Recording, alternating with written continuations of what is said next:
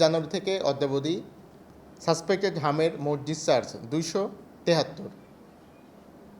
জানুয়ারি থেকে অদ্যাবধি সাসপেক্টেড হামে মোট মৃত্যু 46। আজকে যে 24 ঘন্টায় 3 জন মৃত্যুবরণ করেছে তাদের বয়স যথাক্রমে 11 মাস, 10 মাস এবং 6 মাস। এদের মধ্যে একজনের বাড়ি কুষ্টিয়া, একজন পাবনা, আরেকজন চাঁপাইনবাবগঞ্জ।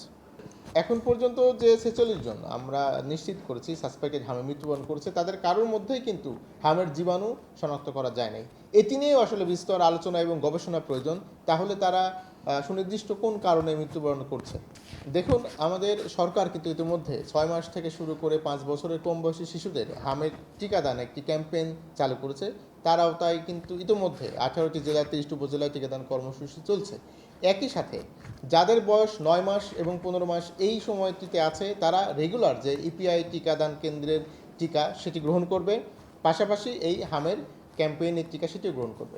এবং অভিভাবকদেরকে বলতে চাই, হাম যেহেতু একটি ছোঁয়াচে রোগ, আপনার শিশুর হামের যে কোনো উপসর্গ আপনি যদি আগে থেকেই অনুভব করতে পারেন, আপনি সময়ক্ষেপণ না করে একজন রেজিস্টার্ড চিকিৎসকের পরামর্শ নিন। তিনি যদি সহজেই এবং প্রাথমিক অবস্থায় এটি শনাক্ত করতে পারেন, বাচ্চাটিকে আলাদা রাখুন, তাহলে বাচ্চা থেকে অন্য বাচ্চার এই রোগটি ছড়ানোর সম্ভাবনা কম। একই সাথে পুষ্টির দিকটা একটু বিবেচনা করতে হবে।